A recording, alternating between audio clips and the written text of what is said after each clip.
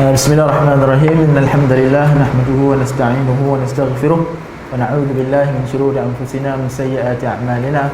May yahdihillahu fala mudilla lahu wa may yudlil fala hadiya lahu. Wa asyhadu an la ilaha illallah wa anna Muhammadan 'abduhu wa rasuluhu, amma ba'd. Faqala Allah 'azza wa jalla fil kitabihil 'aziz ba'da a'udzu billahi minasyaitonir rajim. يا أيها الناس اتقوا ربكم الذي خلقكم من نفس واحدة وخلق منها زوجها وبث منهما رجالا كثيرا ونساء واتقوا الله الذي تساءلون به والأرحام إن الله كان عليكم رقيبا. Alhamdulillah, tuan-tuan, puan-puan muslimin dan muslimat yang dirahmati oleh Allah Azza wa Jal, setelah 3 bulan lebih kita bercuti daripada kuliah Umdatul Ahkam. Alhamdulillah, saya kira saya cuti awal lagi. Time awal-awal virus tu naik, belum ada SOP lagi. Saya kata kita stop dulu lah. Kita ambil sunnah al-wiqayah, sunnah al-wiqayah, sunnah untuk tidak terlibat dengan virus awal-awal lagi. So saya kata tak apalah, berhenti dulu. Kita keluar SOP, memang tak boleh dah lah. Dah keluar PKP tu, memang lagi lah. Dan Alhamdulillah kita masih lagi diberi ruang oleh Allah Subhanahu Wa Taala untuk kita duduk. Kita masih lagi diberi peluang oleh Allah untuk sama-sama mengaji lagi, untuk sama-sama kita berbincang mengenai hadis-hadis An-Nabi sallallahu alaihi wasallam berkaitan hukum hakam.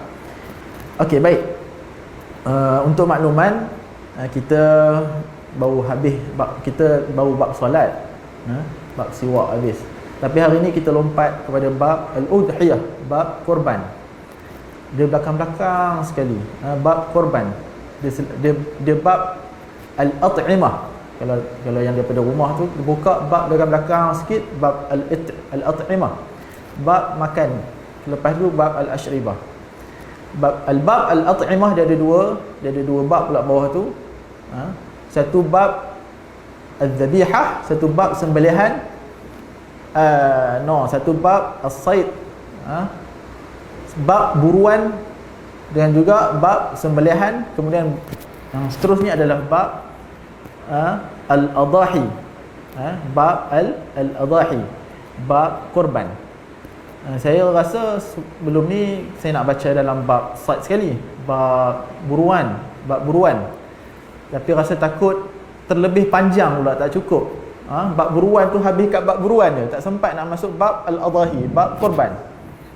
So kita langkau juga bab as-sayd, kita pergi kepada bab al-adahi. Tuan-tuan yang dimuliakan oleh Allah, dalam banyak-banyak kitab, tuan-tuan bukalah kitab Sahih al-Bukhari, tuan-tuan bukalah kitab Sahih al-Muslim, Jami' al-Tirmizi, memang bab al-udhiyah ni diletak dalam bab al-at'imah. Bab korban ni diletak dalam bab makanan. Diletak dalam bab lahlah sekali. Kalau dalam kitab fiqah dia selalu letak awal-awal. Kalau tuan-tuan buat kitab fiqah al-fiqh al-manhaji, dia letak dalam kitab lepas zakat.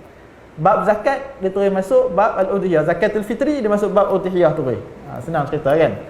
Okey, baik. Tapi kalau dalam buka kitab-kitab hadis, banyakkannya memang dia letak dalam bab al-udhiyah ni belakang-belakang sekali, dalam bab makanan korban. Okey, so Umdatul Ahkam, tuan-tuan dah jumpa dah dah jumpa bab udhiyah ni, bab korban. Jangan terkorban dah lah. Okey, baik. Kita baca hadis ni. Ada satu hadis je bab ni. Malam ni kita boleh balik awal. Kita boleh makan nasi kambing. Kita nak udhiyah kan. Kita terus buat korban, kita udhiyah. Baik, bismillahirrahmanirrahim. Kita baca tu ya.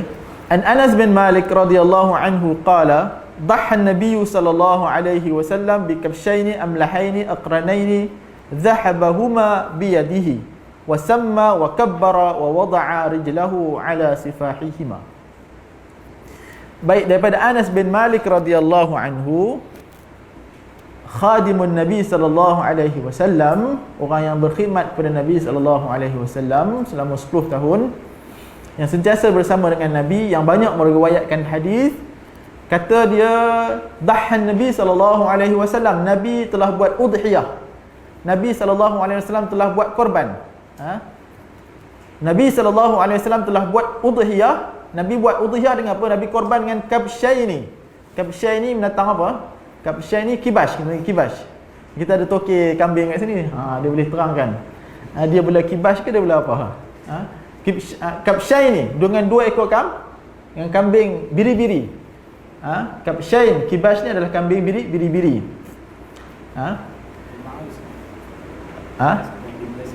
Ma'iz ni kambing yang dia belah kat rumah dia, kambing biasa yang tak ada bulu banyak.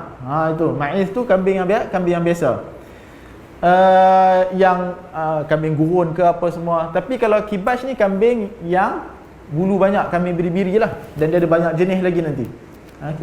Kabshain ni Nabi korbankan 2 ekor.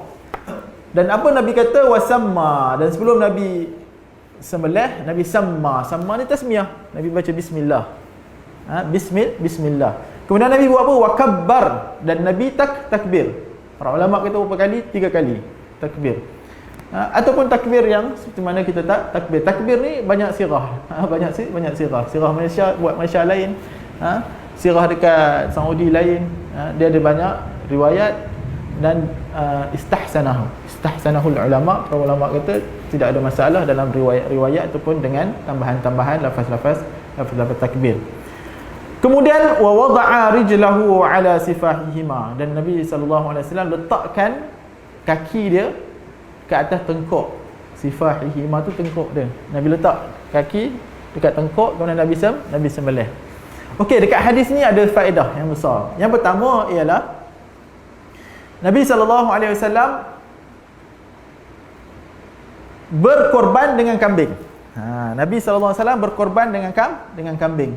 Ada tak Nabi berkorban selain daripada kambing? Jawapannya ada tak? Jawapannya dalam riwayat yang jelas yang menunjukkan Nabi berkorban ialah kambing. Tapi pernah tak sahabat berkorban selain daripada kambing? Jawapannya pernah. Nanti kita akan baca hadis. Dengan badanah tu ialah unta.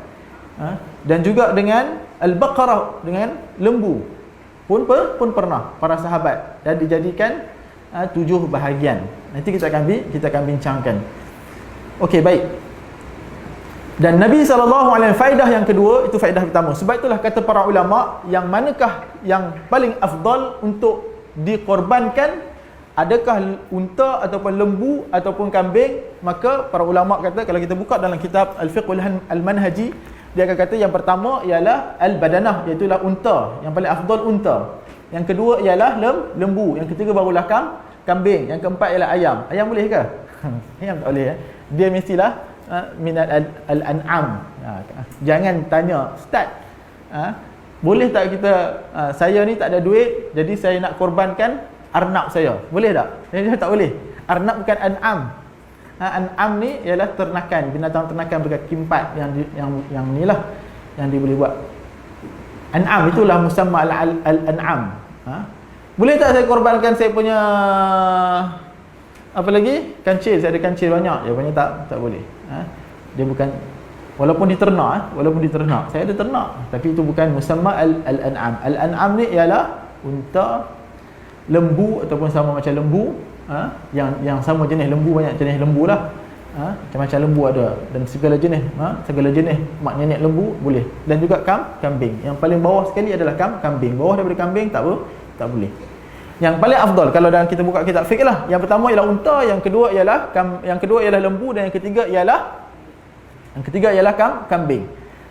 Ini kalau dikorbankan, kalau kita korbankan mengikut apa? Mengikut kalau buat kalau ramai-ramai kita share, buat sharing, kita panggil ishtirak, berkongsi. Dia ada satu bab al-ishtirak, berkongsi bahagian. Kalau berkongsi bahagian, kalau kambing dan unta, makanya memang itu lebih afdal lah. Kongsi ni dulu sebab dia lebih banyak daging dan lebih banyak manfaatnya, dan lebih banyak kita dapat edarkan kepada orang fakir dan miskin. Tapi kalau buat sendiri, maka mana yang lebih afdal? Kambing. Seperti mana yang Nabi SAW pun buat kambing. Boleh faham? Okey. Yang faedah yang ketiga ialah Nabi SAW ada sifat rahmah ke dalam haiwan. Dalam Nabi SAW nak sembelih, Apa yang Nabi buat? Nabi letak kaki dia supaya dia tak banyak bergerak. Apabila dia tak banyak bergerak, nanti senang proses menyembelih. Lagi lama proses menyembelih, maka lagilah makruh hukum dia. Dalam mazhab Syafi'i, kalau proses menyembelih tu terlampau lama, contohnya 2-3 kali sembelih kambing tu lah lari, ataupun lembu tu ataupun unta tu dia pergilah. Unta ni senang, unta ni tak ada masalah lah. Unta ni sembelih pun dia tengah berdiri. Unta ni dia tak banyak cakap, sembelih dia berdiri dan kita potong dekat bawah, paling bawah sekali tengkok dia. Memang sunatnya tu begitulah, tak payah dijatuhkan. Tak ada orang dah jatuhkan unta. Sembelihnya syap, dia pancung gitu, potong terus ni. Yang lain ni yang sunatnya jatuhkan. Kambing jatuhkan sebelah bahagian kiri menghadap kiblat. Begitu juga lembu, lambung kiri menghadap ke kiblat. Dan kena pegang supaya dia tak lari. Kalau dia lari, kita sembelih tak habis lagi, tak putus 2 urat tu lagi. Halqum dengan urat mari dia tu, tak putus kedua-dua ni, dia lari dan dia mati bukan disebabkan putusnya urat halqum, putusnya urat ni, maka apakah hukum sembelihan tu? Hukumnya ialah tak halal dimakan. Dia diibaratkan mayat. Ibarat mayat tak sembelih. Seperti seolah-olah tak sembelih. Beza dengan buruan. Buruan ni ialah apabila kita tembak saja ataupun hantar anjing yang muallam ni, yang telah diajarkan, bila kita ataupun kita tembak saja, kita dah bismillah, kita tembak, maka kita tengok-tengok dah mati, maka hukum dia halal. Hukum dia halal ni beza dengan buruan. Buruan dengan sembelihan hukum dia lain. Sembelihan ini maka dia kena putuskan, dia ada syarat-syarat benda tu. Okay, boleh faham? Okey lah. Ataupun sembelih lama sangat. Sembelih tu lama sangat, pisau tumpul kan. Dan dia mati sebelum habis proses menyembelih pun sama juga, hukum dia adalah mayat, tak boleh dimakan. Hukum dia mayat.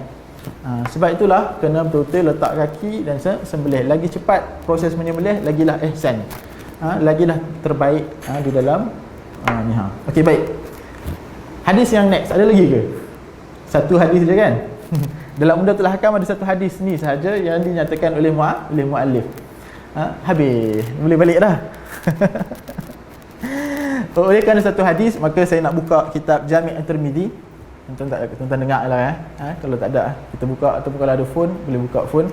Saya nak buka kitab Jami' At-Tirmidzi dalam bab sembelihan. Imam At-Tirmidzi, anak murid Imam Al-Bukhari, dalam Al-Jami' At-Tirmidzi ataupun Sunan At-Tirmidzi, dia ada satu bab mengumpulkan dalam bab dia Kitab Al-Adahi. Saya baca, tak banyak tuan-tuan, dalam 15 hadis kita baca, kita habis. Bab Al-Adahi. Saya tak nak sembang rukun, saya tak nak sembang syarat, saya tak nak sembang apa, sebab itu nanti kita akan ada daurah yang lebih terperinci, saya rasa kan. Daurah Ustaz Amin Farhan akan ada, saya kira kalau Amin Farhan ni mestilah mazhab Syafi'i lah. Jadi dia biarkan dia perincikan dalam bab tu. Kita buktikan hadis Sunan At-Tirmidzi. Aywa. Tirmidzi, saya tanya kaitan dengan masail kubur korban juga. Yang ada bukan dia lembu korban lori. Boleh kita makan bagi dia atau sempat tak kita boleh kita sembelih seperti mana kita dalam fiqh ni. Okey, itu bab inilah sembelihan lah, bab sembelihan. Kalau dia dilanggar mati, maka dia jadi mayat. Dia jadi mayat. Ni clear dalam Al-Quran. Kambing yang tenggelam, binatang yang tenggelam, binatang yang kena tanduk, kemudian dia mati, kemudian binatang yang beginilah. Di dalam Quran ada dalam Al-Quran. Maka dia mati sebelum sempat sembelih, maka dia mayat. Tak boleh dimakan. Kita langgak, dah langgak, kalau tengok ada nyawa, kalau tengok dia masih hidup, maka sembelih, maka boleh makan. Kalau langgak kita tengok dah mati. Dah mati, maka kita sembelih pun tidak ada makna. Keluar anak dah mati, macam kes Syekh Ikhwan Izwan kita, Khairi Izwan. Keluar baby kambing, baby tu dah mati. Maknanya baby tu mati dalam perut. So dalam mazhab Syafi'i, baby tu adalah mayat, tak sempat disembelih, maka adalah mayat. Beza dengan sembelihan, kalau kita sembelih ibu dia, kita buka-buka, potong-potong, dalam anak ada baby, maka baby tu boleh dimakan. Sembelihan ibu adalah sembelihan anak. Tapi kalau anak tu hidup lagi, wajib sembelih. Anak tu gerak, dia bangkit diri, dia berlari. Nampak sangat kartunnya kan, lari kan. Maka kena sembelih. Tak sembelih, tak boleh. kena sembelih kalau dia hidup. Kalau dia mati, maka sembelihan itu halal. Okey, itulah jawapan dia. Berkaitan tentang Al-An'am tadi kan, contohnya zaman moden ni kita ada kasukan kan, contohnya selembu ataupun mungkin kasukan yang ada kan boleh kategori sebagai Al-An'am. Ya, bahimatul an'am. Dia termasuk. Dia termasuk. Okey, tak ada Ada lagi. Naam, kita masuk kitab Al-Adahi. Itu insya-Allah kita masuk dalam kitab Hadis ini Az-Zabah. Naam. Pernah dengar Rasulullah tunjukkan kakinya ke atas tumpuk dia kan. Kalau lutut Samalah lutut ataupun dia punya maqasid dia ialah supaya dia tak lari. Tuan-tuan tengok maqasid dia. Dia kat sini tak boleh pegang literal. Nanti kita akan tengok Nabi buat korban dengan kambing yang ada tompok hitam kat mata dia, ada tompok hitam dekat kaki dia, ada tompok hitam dekat mulut dia. Oh, jenuh tuan-tuan nak cari. Saya nak cari kambing yang ada tompok hitam kat mata dia, tompok hitam kat kaki dia, tompok hitam dekat mulut dia. Ni sunnah Nabi. Dalam hadis Nabi gitu. Oh, jenuh lah orang nak kena belah. Boleh naik harga kalau kambing ada tompok-tompok lagu ni. Dia ada maqasid dia. Maqasid dekat sini ialah supaya kambing tu tak lari. Binatang yang kita sembelih tu dia tak lari dan memudahkan kita untuk sebab tu unta tak perlu kita nak jatuhkan, tak perlu nak pegang-pegang apa. Sebab unta dia memang itu dia bagi lagi dia punya tengkuk dia nak korban. Potong dah selesai. Dia mati. Dia sembelih dia kena diri tu mengikat syak. Okey, baik. Kita buka dalam bab kitab Al-Adahi. Dalam hadis dalam kitab Al-Jami' At-Tirmidzi atau Sunan At-Tirmidzi, dia ada susun bab yang sangat cantik yang kita akan khatamkan insya-Allah. Tak banyak pun, dalam 15 ke 18 hadis insya-Allah. Babu ma jaa fi fadli al-udhiyah. Bab yang menyatakan tentang kelebihan berkorban. Okey, baik. Daripada Aisyah radhiyallahu anhu anna Rasulullah sallallahu alaihi wasallam qala ma amila adamiyyun min amali yawman nahri ahabbu ila Allah min ihraqi ad-dami. Kata Nabi sallallahu alaihi wasallam yang diriwayatkan oleh Aisyah radhiyallahu anha, tidak ada satu amalan yang dilakukan oleh anak Adam, oleh manusia itu pada hari an-nahri, pada hari korban. Hari korban ni bila tuan-tuan? 10 Zulhijjah, kemudian 11, 12, 13. Hari 13 tu last. Kalau dah tenggelam matahari hari 13 dah tak boleh dah sembelih. Yang terbaik adalah awak selepas solat hari raya Aidil Adha, itu terbaik. Terus buat korban. Kalau tak mampu banyak sangat, sampailah 11, 12, 13 tu. Tidak ada amalan yang lebih baik, kata Nabi sallallahu alaihi wasallam, pada hari an-nahri, pada hari korban, yang mana lebih disukai oleh Allah Subhanahu wa taala min ihraqid dami, daripada menumpahkan darah, iaitu berkorban. Sesungguhnya innaha la ta'ti yaumal qiyamah biquruniha wa ash'ariha. Sesungguhnya dia akan datang pada hari kiamat dengan bulu-bulunya itu, dengan tanduknya itu.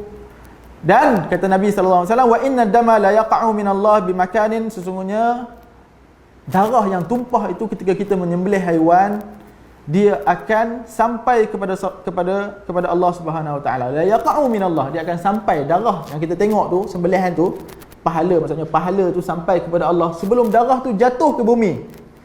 Ayyaqa minal ard, sebelum dia jatuh ke bumi. Subhanallah. Hadis ni dhaif tuan-tuan. Biasa kita dengar kan. Hadis ni dhaif.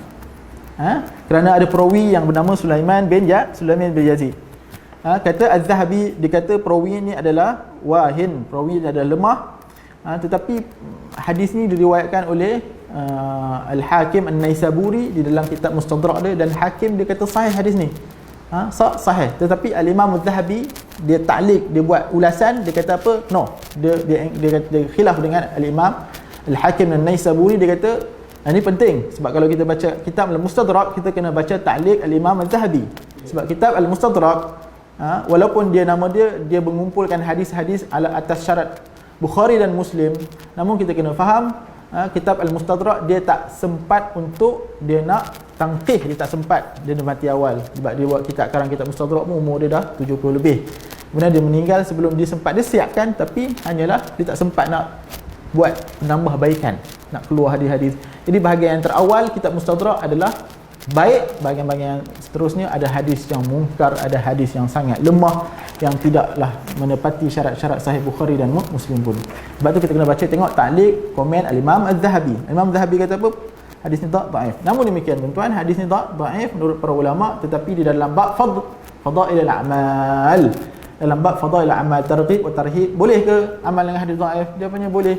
Bukan sepakat. Majoriti ulama mengatakan boleh mengamalkan dalam bab hadis fadail al-amal dengan syarat-syaratnya, yang mana tidak boleh meyakini hadis itu adalah hadis Nabi, tak boleh yakin 100%. Yang kedua, dhaif dia tidaklah dhaif yang berat. Yang ketiga, dia bukanlah dalam bab, dia bukan dalam bab yang aslul am, dia yang darij tahta al-aslul am, dia maksudnya dia adalah dalam bab yang ada hadis dhaif, yang ada hadis sahih ataupun ada Al-Quran yang bagi tahu tentang tu. Maka datanglah targhib, datanglah ni. Okey, baik. Ini adalah hadis yang pertama. Besar ya fadilat orang yang buat korban ni. Pahala sampai dulu sebelum darah tu jatuh. Kita sembelih hak tu, ada ke paus darah tu jatuh sekejap? Dia tak ada paus, dia terus jatuh kan? Tak ada, dia terus tumpah, merecik terus. Kadang-kadang tak sempat kita duk ambil pokok pisang, Haji ambil pokok pisang, tak sempat nak tahan, pam kena muka. Tapi pahala tu sampai dulu kepada Allah Subhanahu Wa Taala. Ya. Di sana ada hadis yang saya tengok banyak orang kongsi. Kalau dalam page-page orang buat korban ni, ataupun page akikah ni, banyak orang kongsi. Jadi binatang tunggangan pada hari akhirat, betul? Yeah. Kemudian yang kedua, dia kata yang ni hadis dhaif yang berat. Jadi dhaif yang berat boleh amal tak? Dhaif yang berat boleh kita sebarkan tak? Sama, tak boleh. Yang kedua, yang ni yang saya tak jumpa, saya tak berani nak cakap, saya tak jumpa dalam kitab, dan petanda-petanda kepalsuan tu ada. Dia kata apa? Khiyaru ummati, sebaik-baik umatku, yudahuna, mereka yang buat korban. Wa syiraruhum la yudahuna, dan yang paling buruk umat aku ialah mereka yang tak buat korban. Kalaulah hadis ni memang hadis ni ada asal, ataupun hadis ni dhaif sekalipun, kita akan dapati ulama akan pakai. Tapi tak ada ulama yang pakai hadis ni nak menunjukkan kewajipan tu. Ada dalam mazhab Hanafi, wajib bagi orang yang mampu. Mazhab Hanafi kata wajib bagi berkorban, wajib sembelih bagi orang yang mampu. Sebab hadis Nabi SAW bagi tahu, barang siapa yang mampu dan dia tidak melakukan korban, maka janganlah didekati masjid kami ini.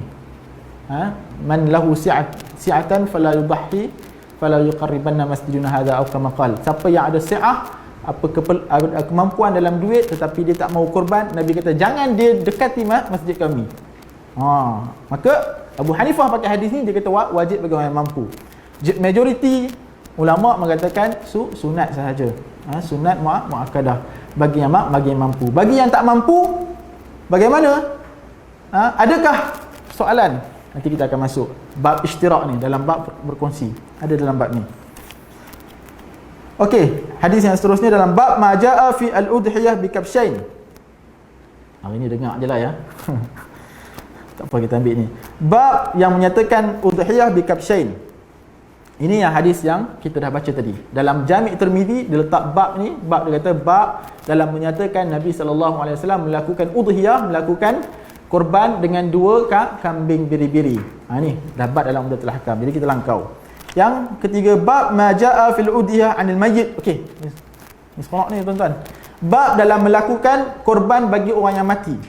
Kita letak nama pakcik saya dah meninggal ataupun arwah ayah saya, kita letak nama bagi arwah ayah saya. Boleh tak? Letak nama dia untuk arwah ayah saya. Kita tak letak nama kita, tapi kita letak nama orang dah mati. Ada hadis tak? Jawapan ada hadis.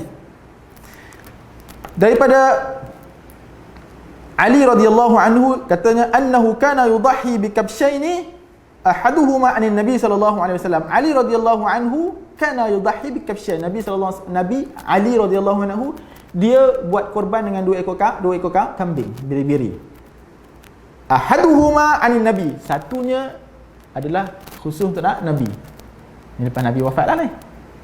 Dan satu lagi adalah untuk diri dia. Wal akharu an nafsihi Faqila lahu, ditanya mengapa dia buat lagu tu. Faqala amarani bihi, Nabi sallallahu alaihi wasallam telah memerintahkan aku, fala ad'uhu abadan, dan aku takkan tinggalkannya selama-lamanya.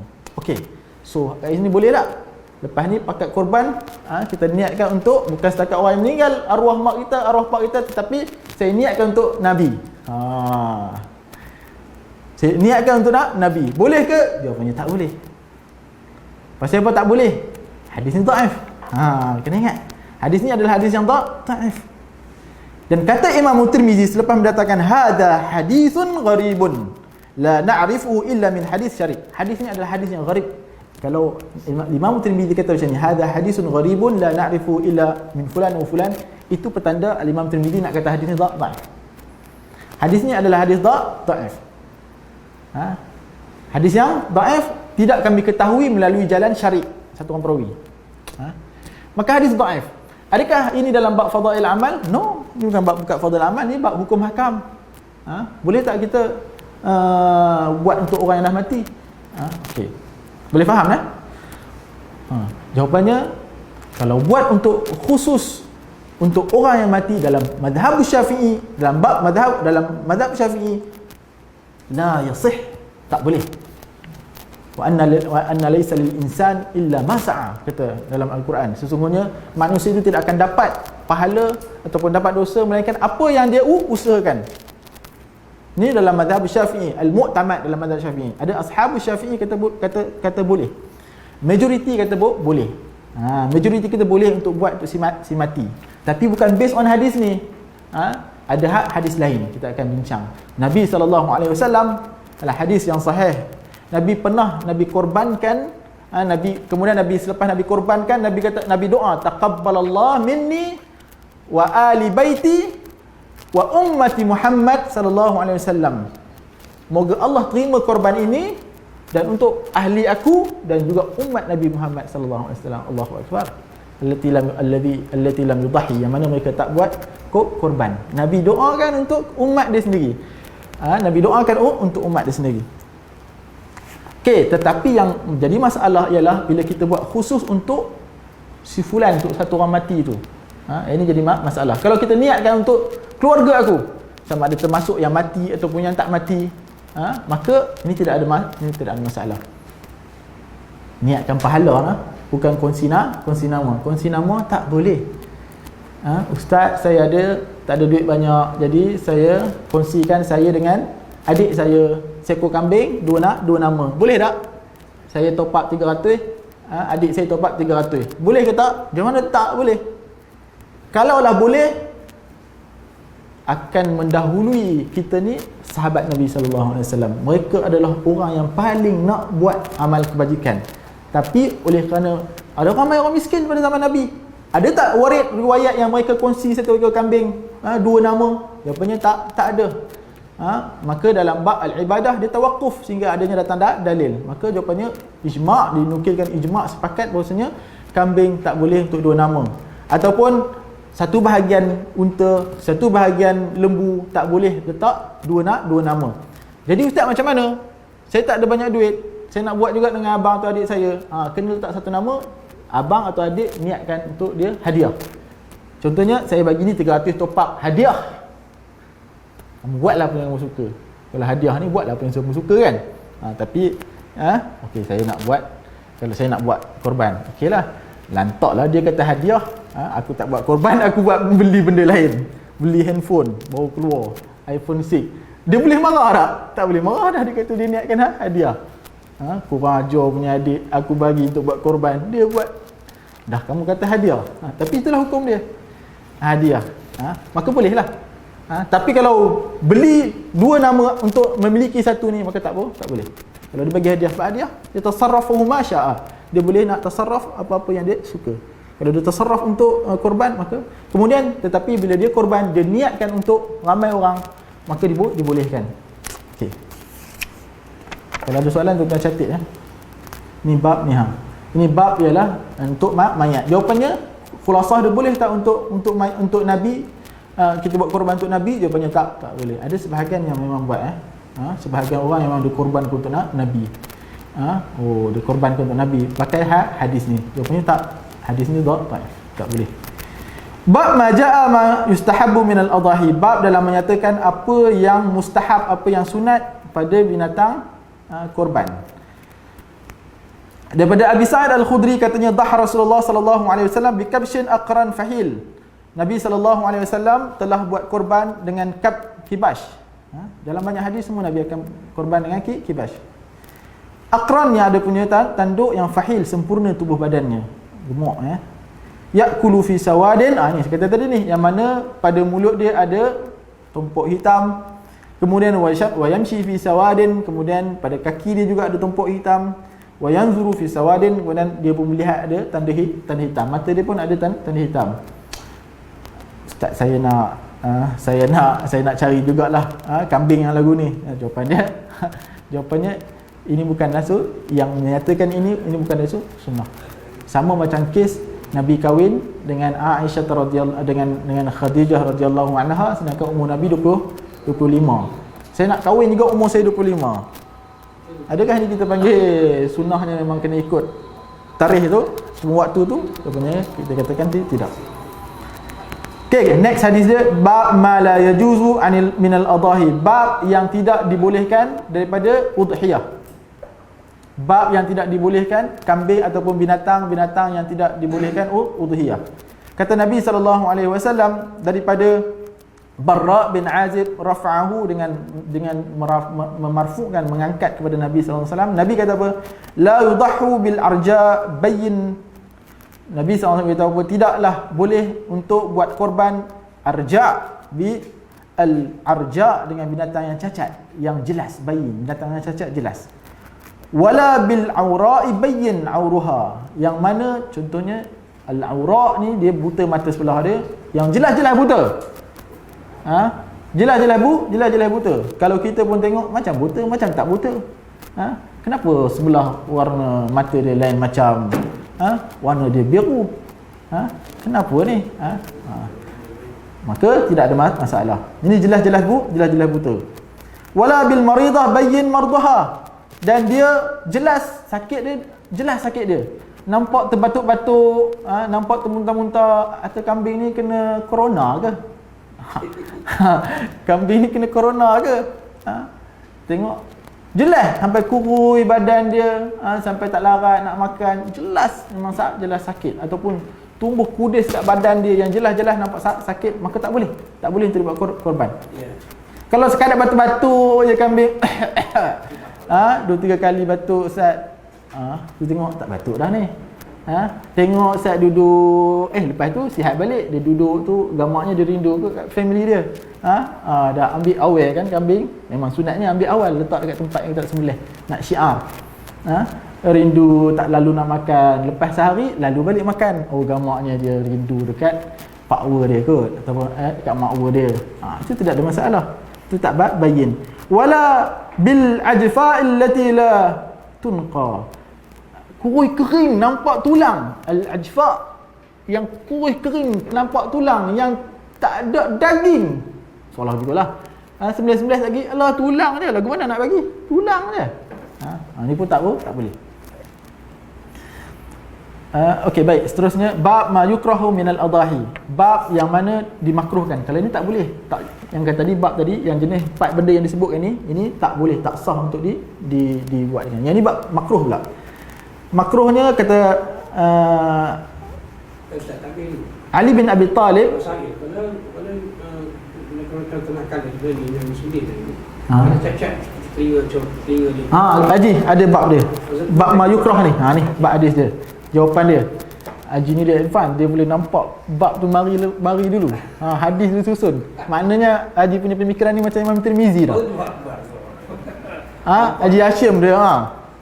Imam Tirmizi letak bab ni, dia nampak dulu. Okey. Beres itulah. Terpuji tu. Lepas ni boleh lah kot duit lebih sikit lah. Kopi lah. Okey. Bab ma yukrahu minal adahi, bab yang makruh dalam udhiyah. Daripada Ali bin Abi Talib qala amarana Rasulullah sallallahu alaihi wasallam an nastashrif al-ain wal udhun. Nabi sallallahu alaihi wasallam memerintahkan kami untuk nastashrifa. Istishraf ni, nastashrifa ni periksa dengan teliti. Periksa apa? Telinga dengan al-ain wal udhun, mata dengan telinga. Wa alla yudhahi bi muqabalatin, dan tidaklah buat korban binatang yang telinga dia terkoyak depan, ataupun bi al-mudabaratin, terkoyak belakang, ataupun wala asyarqa, ataupun ada terbelah telinga, tinggal separuh je telinga dia, ataupun wala al-kharqa, ataupun berlubang besar. Kalau berlubang sikit tindik tu masalah. Berlubang besar, kamu pakai jenis tindik apa ni, berlubang besar macam orang yang dekat Sarawak ke Sabah tu kan. So okey, maka kalau ada macam ni, apakah hukum dia? Sah, tetapi makruh. Sah, haiwan tu dibolehkan untuk korban, tapi makruh. Makruh. Boleh faham? Okey, baik. Kalau tanduk patah, tak ada masalah, boleh. Ada bab dia. Bab yang lain, bab ma jaa fi al-jaza'i min ad-da'ni fil adahi. Bab dalam menyatakan ni umur berapa nak kena sembelih ni. Ad-da'ni ni kambing biri-biri juga. Okey. Haddatsana Yusuf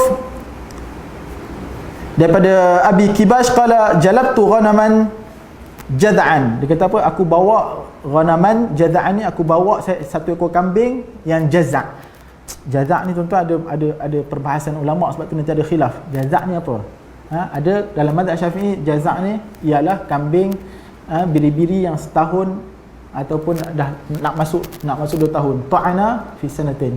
Setahun 2 tahun 1 hari contohnya. 2 tahun 1 hari. Setahun ataupun 2 tahun 1 hari. Dia masuk umur dia 2 tahun. Maka dalam mazhab Syafi'i nak sembelih kambing biri-biri kena 2 tahun. Kalau kambing biasa 3 tahun. Kambing biasa dah masuk 2 tahun, dah masuk ke 3 tahun. Maksudnya 3 tahun 1 hari contohnya. Okey. Ada sebahagian mazhab kata 6 bulan. Jazak ni adalah kambing yang 6 bulan. 6 bulan ke atas, 6 bulan ke 8 bulan. Di sebahagian tu ikhtilaf pada maksud jaza'in. Tuan-tuan.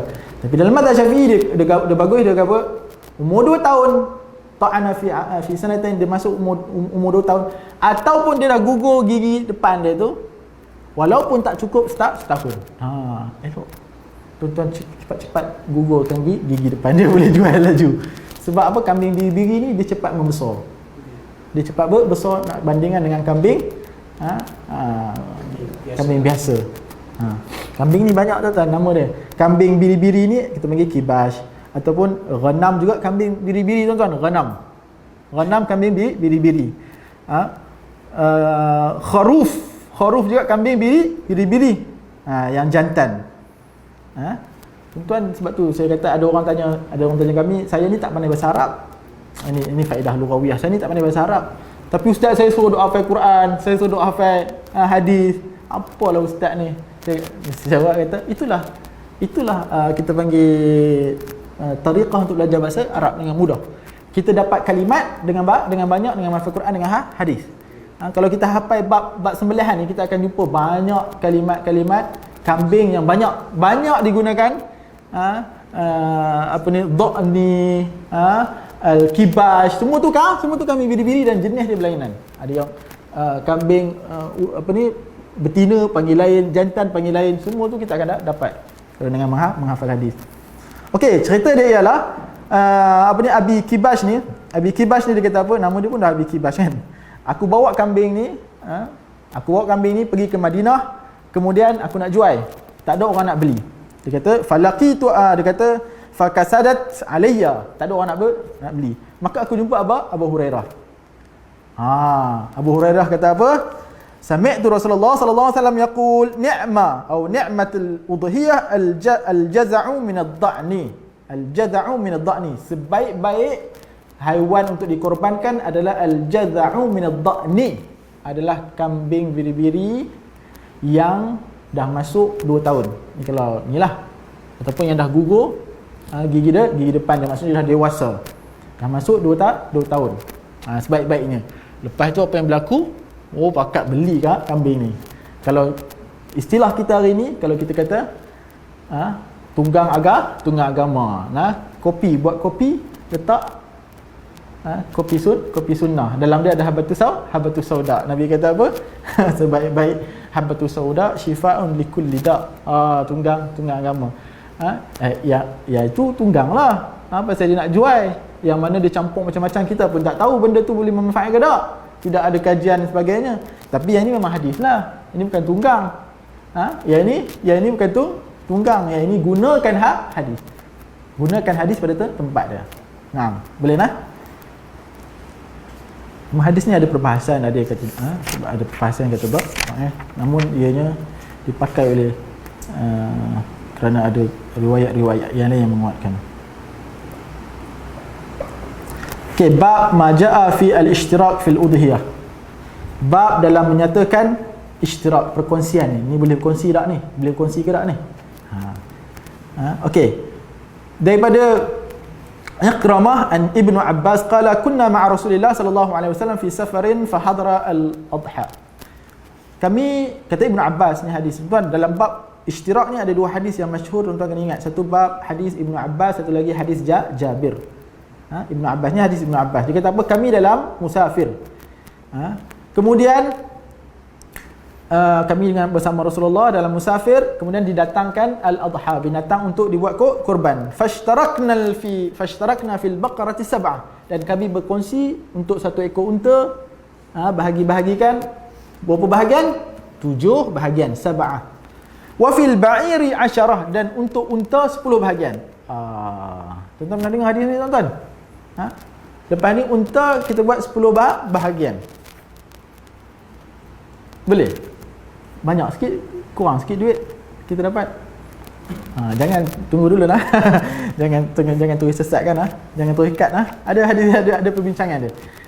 Ada perbincangan dia. Hadis sahih tuan-tuan. Hadis ni sahih. Okey, hadis yang kedua. Sebelum kita syarahkan hadis yang kedua. Dan Imam Tirmizi datangkan hadis Jabir. Tengok hadis Jabir kata apa? Daripada Jabir qala naharna ma'a Rasulillah sallallahu alaihi wasallam bil Hudaybiyah. Kami telah nahar, kami telah buat korban, buat sembelihan pada hari Hudaybiyah. Al-badanah an sab'ati wal baqarah an sab'ati. Unta pun 7 bahagian, lembu pun 7 bahagian. Habis tu hadis mana nak pakai? Hadis yang kata 10 ke hadis yang kata 7? Dua-dua hadis sahih. Sebab itu hadis ni kita panggil dia termasuk dalam mushkilu al-athar, mushkilul hadis. Tapi yang belajar hadis dia ada satu bab nama dia mushkil. Hadis yang mushkil, hadis yang sama-sama sahih, satu riwayat kata lagu ni, satu riwayat kata lagu ni. Macam ni kita panggil riwayat ni mana yang kita nak pakai? 10 ke untuk bahagian? 10 bahagian ke 7 bahagian? Maka para ulama ada dua pandangan dalam bab ni. Yang pertama dia menyatakan bahawasanya ada yang kata 10 pun boleh. Ada yang kata unta 10 bahagian pun boleh. Namun yang dikatakan oleh kesepakatan ataupun majoriti kata unta ke lembu ke semuanya adalah 7 bahagian. Semua 7 bahagian. Habis tu yang ni kata 10 bahagian, maka ada dua ulama. Satu yang try untuk gabungkan hadis ni, harmonikan hadis ni. Depa kata apa? Depa kata Ibn Hajar Asqalani antaranya, dia kata apa? Yang Nabi buat untuk 7 bahagian. Kemudian ada yang lebih ni sebahagiannya untuk 10 bahagian tak cukup. Ada aridun, ada satu timbul isu. Tak cukup lagi ni, maka buat jadilah 10 bahagian. Tapi asalnya 7 bahagian juga. Asalnya 7 bahagian. Yang kedua itulah yang di Imam Syafi'i pegang, dia kata apa? Hadis yang lebih kuat ini kita panggil maslakut tarjih. Dia pun merojihkan. Bila kata rojih maka dia ihmal ahada al-adillain. Dia akan buang salah satu dalil. Ini kita panggil kaedah tarjih. Bila kaedah jamak dia akan cuba harmonikan. Dia cuba nak beramal dengan dua hadis. Kalau kaedah tarjih, yang ni hadis ni kurang kuat, hadis ni lebih kuat. Yang itulah yang dipegang oleh Al-Imam Syafi'i. Al-Imam Syafi'i dia kata apa? Dan juga Al-Imam Al-Baihaqi lepas tu datang, dan juga Al-Ashab Syafi'iyah. Dia kata hadis yang lebih kuat dalam bab ni hadis apa? Jabir ke hadis Ibnu Abbas? Hadis Jabir. Hadis Jabir yang mengatakan 7 bahagian. Hadis yang satu lagi tak kuat ataupun dia katakan mansukh ataupun mula-mula Islam. Boleh lah. Selesai masalah. Kalau bab tarjih ni selesai selalu dah. Bab nak gabung ni banyak gabung. So selesai lah. Okey.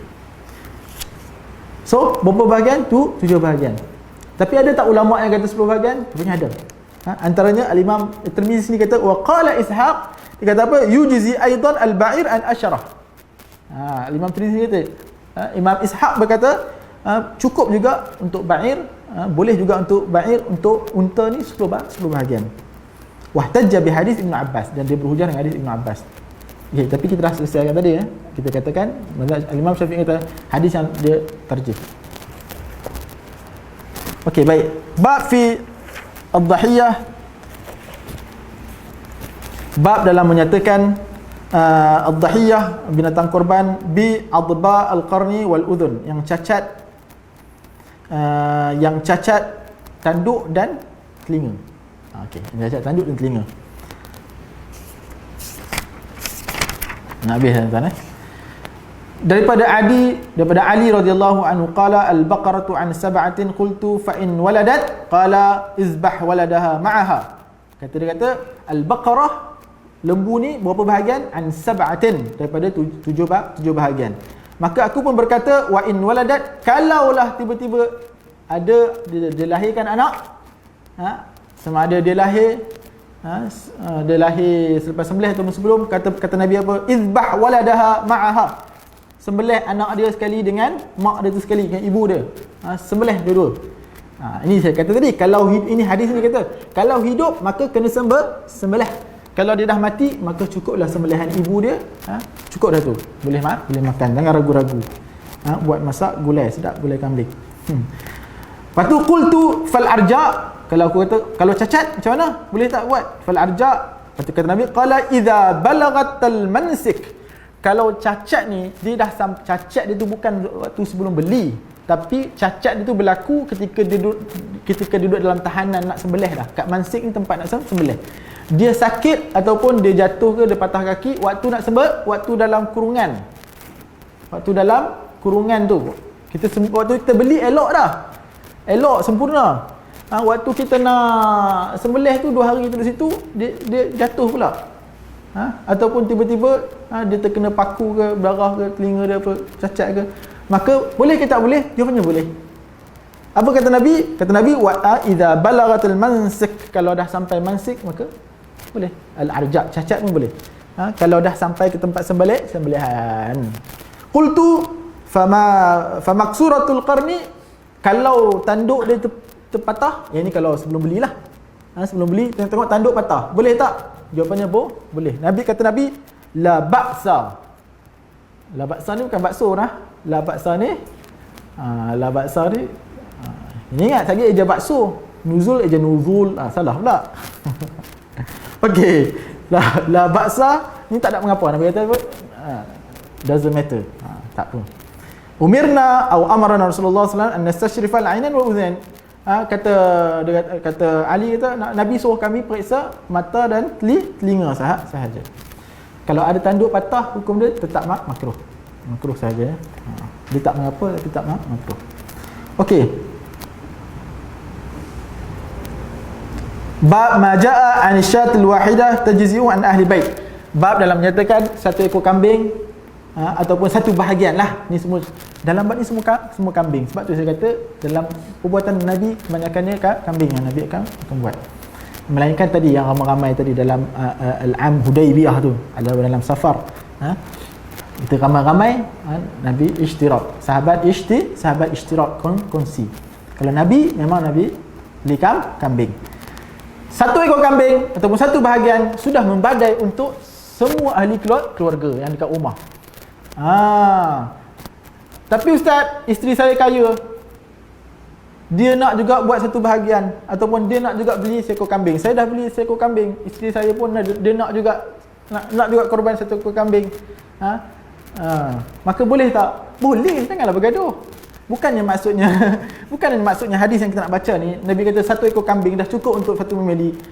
Ini maksudnya minimum cukup dah. Bukannya maksudnya kalau dia nak buat lain tak boleh. Jawapannya boleh. Dia buat, tak ada masalah. Dia nak beli satu ekor unta pun, kita beli satu kambing je. Isteri dia unta. Dah lebih katanya. Tak ada masalah. Seekor, dia tak kongsi bahagian-bahagian. Kita kongsi satu bahagian. Bahagian lembu. Tu pun isteri bagi hadiah 100. Dia tak ni lah, dia bagi hadiah lah, dia bagi duit lebihan. Ada isteri dia lebihan, dia bagi baru boleh tak? Boleh dapat. Okey, baik. Boleh tak jawapannya, Bu? Jawapannya boleh. Okey, hadis, kita tengok hadis ni kata apa. Tapi satu, kalau untuknya cukup satu orang, kita dalam satu ahli keluarga, kalau suami je nak korban, dah cukup dah. Untuk dia mewakili satu orang semua rumah dia. Tapi kalau nak buat tak ada masalah. Kata Umar bin Abdullah qala sami'tu Atha bin Yasar yaqulu sa'altu Abu Ayyub al-Ansari, hadis Abu Ayyub al-Ansari, kata dia, kaifa kanat ad-dhahaya ala ahdi Rasul sallallahu alaihi wasallam, bagaimana korban pada zaman Nabi sallallahu alaihi wasallam? Faqala kana ar-rajul, sesungguhnya satu orang lelaki, yudahhi bi syatin anhu. Ni syah pula tuan-tuan. Kalau tadi kita panggil jumpa kibash, kemudian ad-dhani, kemudian ni syah pula. Tiga dah kita jumpa. Semua ni kambing belaka nama. Yang ada syah belakang ni semua kambing. Raja ke tak raja ke, semua kambing syah. Boleh ke Syahrun? Syahrun tu bulan lah. Kalau syah, kalau bunyi syah tu panjang tu kambing lah tu.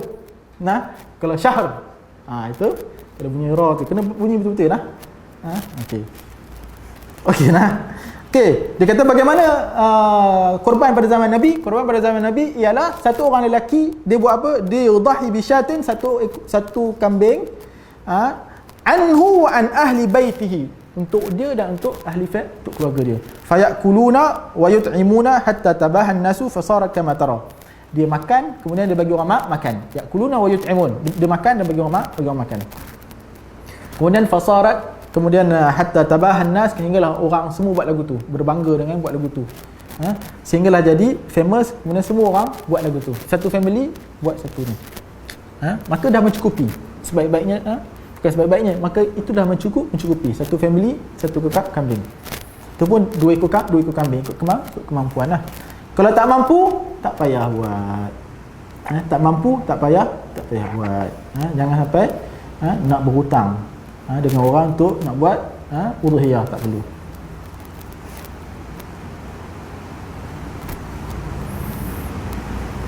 Okey, baik.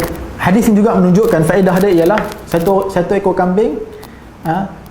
kambing, dia walaupun atas nama si rajul tadi, seorang lelaki, tetapi pahala boleh berkongsi. Pahala dia, kalau dia niatkan pahala untuk satu family dia. Yang nak buat korban, ni walaupun dia nama dia dah letak nama ke nak buat sendiri, lagi bagus beli sendiri je. Beli seekor, ada kambing nak jual, macam ni nak beli seekor kambing, sembelih kat rumah, yang tukang pegang kaki bini dia tukang pegang ekor, ada ke pegang ekor, anak dia, semua pakat duk satu family duk yang pakat, yang lapar satu family.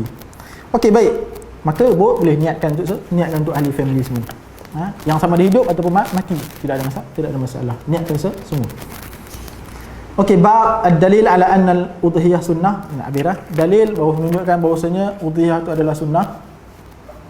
Kata satu orang lelaki, dia kata Hajjaj ibnu Aratah, dia kata an Jabalah bin Suhaim, dia kata anna rajulan sa'ala Ibnu Umar anil udhiyah wajibatun hiya. Satu orang lelaki tanya Ibnu Umar, adakah wajib ataupun tidak? Wajib ke udhiyah ni? Wajib ke korban ni? Maka kata Ibnu Umar, kata dia apa? Dhahha Rasulullah sallallahu alaihi wasallam. Tengok ni konsep dia. Nabi dah buat korban. Yang nak risau buat, yang nak kata wajib ke tak wajib apa, buatlah. Macam tu Ni sekarang ni kita masalah kita ni nak buat benda yang wajib je. Ni nampak ni konsep dia. Orang tu tanya tu, wajibatun dia, wajib ke? Kalau seolah-olah macam kalau wajib nak buat, kalau tak wajib aku tak buatlah. Itulah macam kita tu, wajib untuk sunat untuk ditinggal, makruh untuk dibuat. Kita kan, maaf kata. Contohlah makruh apa? Makruh isap rokok, contoh makruh, ulama kata makruh je, tak apa, boleh. Sugi, sunat je, tak payah buat, tak apa. Tu lagu tu lah kita. Lagu tu lah kita. Sunatnya apa? Sunat buat dapat pahala, tinggal tak apa, tak ada apa. Tinggal tak ada dosa. Walhal Sunat itu adalah buat dapat pahala, tinggal rugilah. Okey. So kata Ibn Umar balas, Nabi buat. Nabi dhaha. Nabi dhaha Rasulullah sallallahu alaihi wasallam. Nabi buat korban. Kemudian ditanya lagi, fa'adaha. Kemudian ditanya lagi, wajib ke? Wajib ke tak wajib? Ibn Umar kata, ataqil, hani boleh fikir ke tak? Macam tu. Ataqil, hani berakal ke tak? Dhaha Rasulullah sallallahu muslimun. Nabi buat udhiyah, muslimun pun buat udhiyah. Macam tu seolah. Jawapan ni ialah jawapan yang seolah-olah nak bagi kat orang yang jenis macam nilah. Benda yang wajib je aku nak buat. Benda yang tak wajib aku tak mau buat. Solat jemaah kat masjid. Wajib ke tak wajib? Sunat. Oh tak apalah. Buat kat rumah lah. Contoh lah lagu tu. Jadi jawapan dia Nabi buat. Muslimin pun buat. Buatlah. Tapi soalan dia wajib ke tak wajib? So sunat. Melainkan mazhab Hanafi kata wajib. Sunnah muakkadah. Ke atas satu orang yang satu family, satu orang yang buat. Bagi yang mampu. Hadis last. Ba' ma ja'a. Oh, belum lagi. Ba' ma ja'a fi dhabihi ba'da salah. Hadis mengatakan tentang dhabihi ba'da salah, sembelih selepas solat.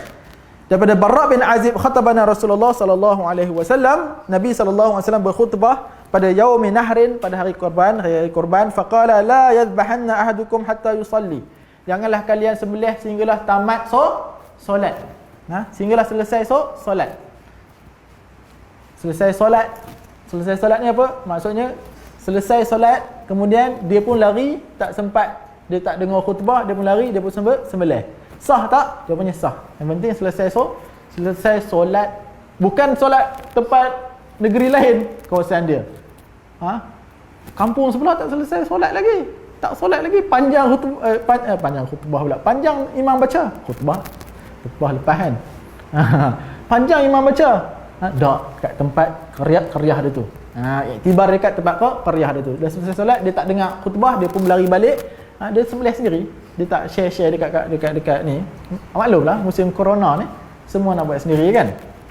Okey, SOP buat sendiri. Kat rumah tak ada SOP kan, tak payah nak. Okey, selesai sembelih. Boleh tak? Jawapan sah. Kalau sebelum habis solat, tak sah. Habis tu halal tak dimakan, halal, tapi kira macam daging biasa je lah. Dia nak sedekah, tak boleh. Apa dalil dia? Dalil dia adalah Nabi kata gini. Maka ada satu faqama khali. Maka pakcik Barra' bin Azib ni pun berdiri. Barra' bin Azib ni cerita. Dia kata apa? Ya Rasulullah, hadha yaumul lahmu fihi makruh. Wahai Rasulullah, hari ni ada banyak kesusahan. Jadi aku pun ada makruh lah, benda yang susah, lapor ke apa sebagainya. Maka aku pun wa inni ajaltu nasikati, kemudian aku pun awalkan sembelihan aku sembelih awal sebelum solat lagi. Pagi-pagi lagi dia sembelih ut'ima ahli wa ahla dari wa jirani. Kemudian aku bagi jiran aku makan, aku bagi jiran aku makan, ahli aku makan. Maka kata Nabi sallallahu alaihi wasallam, fa'id dhabhaka fi akhir. Ulang. Kalau kamu nak sembelih, kamu kena cari ganti sembelih yang lain. Sebab yang tadi tu tak sah untuk udhiyah, tak sah untuk korban. Tapi boleh tak nak makan? Boleh, tak masalah. Kalau yang sembelihnya tu ialah cukup syarat. Cukup syarat. Ya Rasulullah. Ini tak yalah. Okey, kemudian hadis yang next. Bab ma jaa fi karahiyati akli udhiyah fawqa 3 ayyam. Bab dalam menyatakan tak boleh, karahiyah, makruhnya menyimpan daging sembelihan lebih daripada 3 hari. Tak boleh simpan 3 hari. Ada hadis.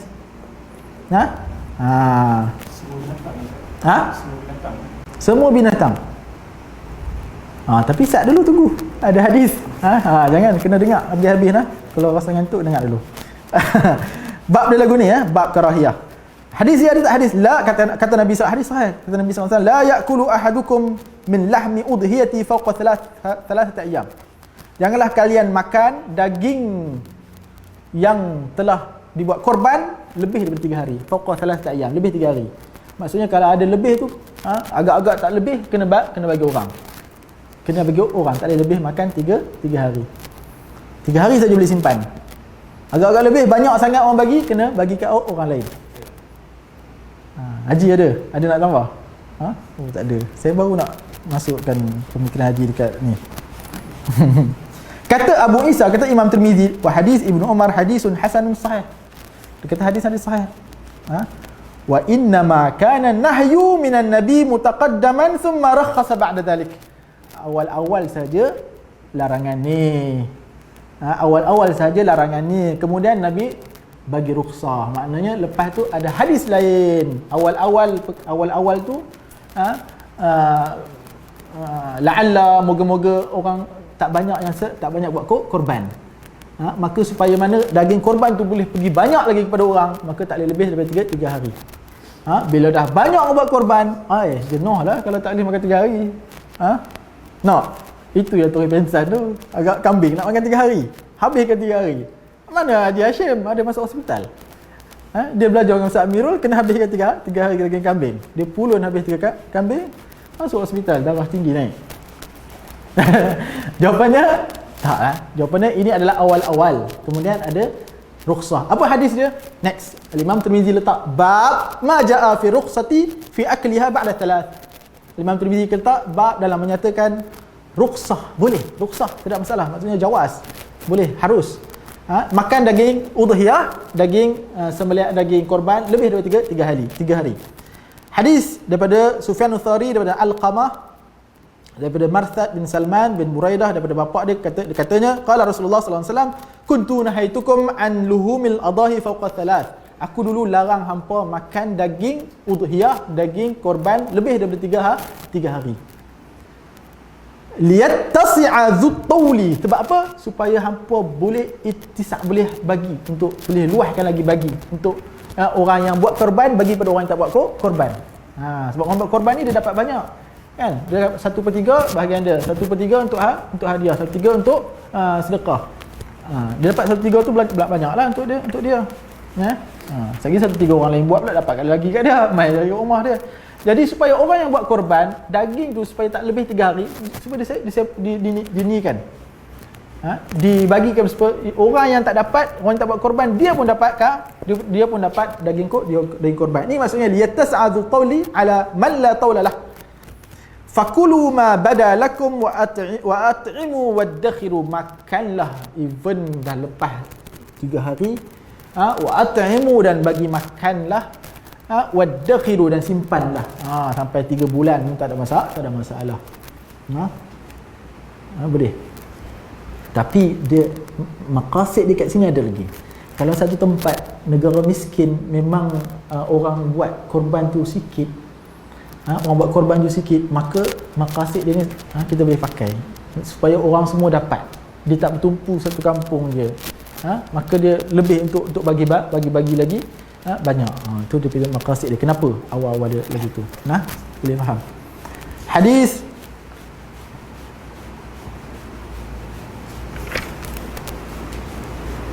habis. Wallahu a'lam bissawab.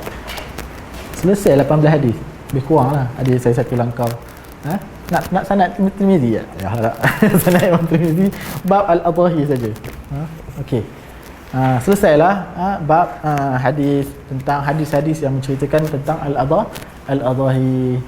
Kalau ada soalan, bolehlah diajukan. Sangat orang buat korban, bukan orang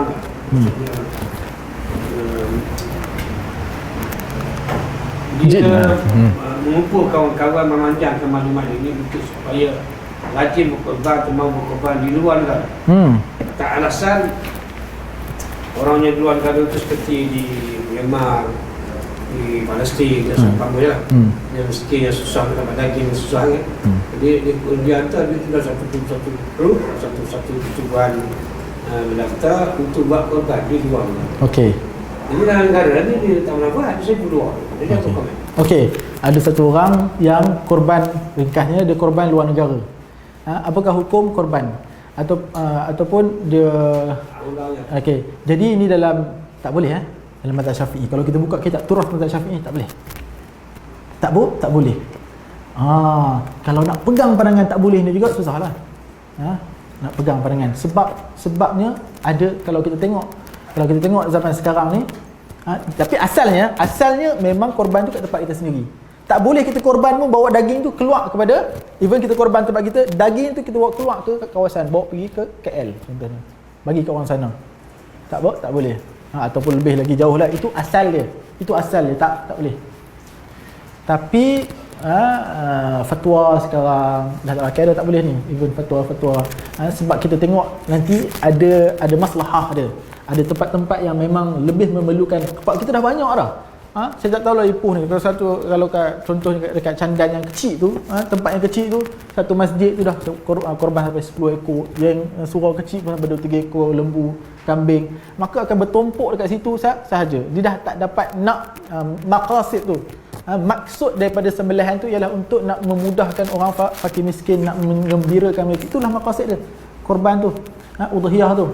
Sehinggalah datangnya, tapi kita tak kata afdal lah juga buat tu, tapi maka para ulama, saya ingat fatwa saya pernah cek benda ni, fatwa Saudi, fatwa Mesir, hatta fatwa yang dalam mazhab Syafi'i sini pun mereka membolehkan untuk korban itu dibawa daging korban ataupun bukan dibawa lah, ataupun memang kita korban kat luar, maka hukumnya boleh. Kalaulah memang untuk bertepatan dengan tempat tu, untuk membantu orang miskin dan sebagainya, maka kemungkinan dia lebih wallahu alam, kita nak lebih kata afdal sebabnya, tapi kita katakan dia diharuskan, no problem. Ataupun orang tu tidak ada duit nak korban tempat dalam negara, korban dekat Kemboja 200, 300 je satu bahagian, no problem. Boleh berlaku. Boleh berlaku. Ada seorang ustaz tu pondok mengajar kat ni, dia kata tak boleh juga. Sudah, saya kata macam mana ni ustaz imam tu kata saya ni buat saya ni buat program untuk korban luar negara. Dia kata ustaz tu mengajar tak boleh. Memanglah dalam kitab sepondok kan. Memang kitab, kalau kita buat kitab Syafi'i memang kata tak boleh. Haram bawa luar negara. Buat luar kawasan. Haram bawa daging keluar kawasan. Haram ustaz, kata saya ni macam tak lah. Tak. Kalau zaman dulu tu mungkin lah. Macam kes yang ni juga ni, masuk dalam kes yang simpan ni juga. Boleh dikiaskan. Soalan WhatsApp. Ada 2 kes, satu kes sembelih, satu orang betul, satu lagi 90%. Yang kedua kesnya disembelih, dia ingat dua putus, rupanya satu tu lemah. Apa status datang tu, dan kalau kata dia perasan, boleh tak disambung lagi? Datang tu masih lagi dulu. Okey. Ada satu kepercayaan dalam orang Melayu, kalau dah angkat pisau letak balik tak boleh dah. Mana punya pandangan tak tahulah. Jawapannya makruh saja. Tapi kalau dia mati dah, tak sempat habis putui, dia ada putih halqum ni, urat nyawa dengan urat makanan. Urat nyawa dengan urat makan yang salurkan makan tu. Putih dua ni sah. Putih dua ni sah. Kalau tak putih, satu lagi tu sikit saja. Sikit saja ataupun tak putih. Ataupun kita tengok memang tak putih. Potongnya sikit, macam tak potong pun, maka tak sah. Mayat hukum dia. Mayat. Saya ada masalah. Ni kita ni berlaku 2 tahun sudah. Dia bukan ayam lembu. Persoalannya, dia sembelih lembu tu dah putih lah, habis cerita dia dah selesai. Tapi dia baru dalam tuan-tuan sendiri, besok tak mati lagi. Atau macam tu. Ajib. Tak ada masalah. Tahu ada. Dia panjang dia punya nyawa dia. Kuat. Benar lah. Dia makan tongkat Ali kan makna. Putus syarat dia ialah putus selesai. Dia mati lepas sebulan ke boleh makan. Tu cerita lain, putus. Yang masalah kalau tak putus, tiba-tiba dia lari kemudian dia mati ataupun dia lari laju sangat. Kita nak sembelih tu dia lari tak sempat nak kejar, mati, dia tengok mati, maka tak boleh. Beza dengan dia lari dulu, kemudian kita kejar-kejar tak dapat, lepas tu kita ambil senapang, susah sangatlah, kita tembak dia. Boleh tak? Boleh. Dia kat situ hukum dia hukum haiwan liar. Ada hadis dalam bab zabihah juga. Hukum dia adalah hukum haiwan liar. Walaupun dia haiwan ternakan, elok-elok je, dia tu jinak, dia usap kepala. Faham pula dia main nak sembelih, dia pergi lari jenuh nak kejar, kita pun ambil tembak ataupun ambil kayu cucuk ke apa semua, dan dia mati bukan dengan sembelih. Maka boleh, hukum tu boleh. Pernah berlaku zaman Nabi. unta lari, depa pun main cucuk saja. Jadi lembu yang masih hidup lagi, tak berapa putus marah. Syarat dah dibunuh, tapi dia tak mati. Dia dikira dia atau korban atau macam mana lagi? Korban lah. Korban lah. Tak dapat makan benda tu. La yukallifullah nafsan wus'aha, takkanlah kita nak menentukan mati hidup dia kan, nak macam mana. Okey. Putih kepala, potong putih kepala terus. Makruh di sisi mazhab Syafi'i. Potong putih kepala terus. Tapi agak gamaknya dah tak pandai potong. Baik terus potong putih kepala. Agak gamak-gamaknya takut kan. Ada. Potong. Boleh saja. Dia korban putih kepala. Mazhab Syafi'i makruh. Tapi sebenarnya la dalilu ala dhalik.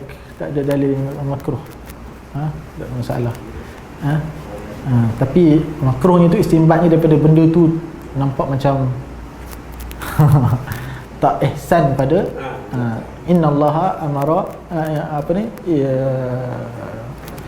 ayuh sinah kan, apabila Allah tu memerintah kita untuk apabila sembelih untuk buat ihsan pada binatang tu. Banyak sunnah-sunnahnya lagi dan banyak rukun-rukunnya, tuan-tuan boleh nanti insya-Allah dekat daurah dan boleh tanya dan boleh ni insya-Allah. Ini sekadar yang ada dalam hadis Imam Tirmizi yang saya rasa dah cukup banyak dah cukup dia selesaikan banyak isu yang dia kumpulkan dalam Jami' Tirmizi ni. Yang mana saya terpaksalah tambah daripada kitab Jami' Tirmizi sebab ada Umdatul Ahkam hanya satu hadis. Tu kalau kata nak satu hadis dah. Kalau saya nak main baca aja. Tuan-tuan boleh buat rujukan semak pada kitab Jami' Tirmizi, Sunan Tirmizi bab al-udhiyah. Saya rasa tak ada soalan tak ada soalan. Insya-Allah apa yang baik datang daripada Allah Subhanahu Wa Taala. Moga-moga hari ini yang kita datang hari ini yang mana kita rasa kita dapat satu semangat untuk kita buat udhiyah. Yang terbaik buat udhiyah ni dia sendiri sembelih. Dia sendiri sembelih, tak payah wakil-wakil orang. Kalau dia mampu. Ada ni ustazah contoh ni. Macam mana ustaz? Saya tak boleh lah. Dalam COVID-19 ni dengan PKP ni. Boleh buat sendiri rumah. Masya-Allah. Betul. Boleh. Betul. Saya memang cadang nak beli sendiri, nak sembelih kat rumah dia. Masya-Allah. Apa yang baik datang dari Allah SWT, yang tak baik atas kelemahan dan kesilapan saya sendiri. Moga-moga Allah SWT bagi kita taufik dan hidayah untuk kita amalkan dan sampaikan. Moga-moga Allah SWT jadikan kita orang-orang yang fayastami'una al-qawla fayattabi'una ahsanah, menyampaikan qaul maka dia mengikut apa itulah yang terbaik baginya. Qul quli hadza wa astaghfirullahi wa lakum wa lisa'il muslimin wal muslimat. Assalamualaikum warahmatullahi wabarakatuh. Subhanakallahumma bihamdika asyhadu an la ilaha illa anta astaghfiruka wa atubu ilaik. Wa iyyakum barakallahu fikum. Assalamualaikum.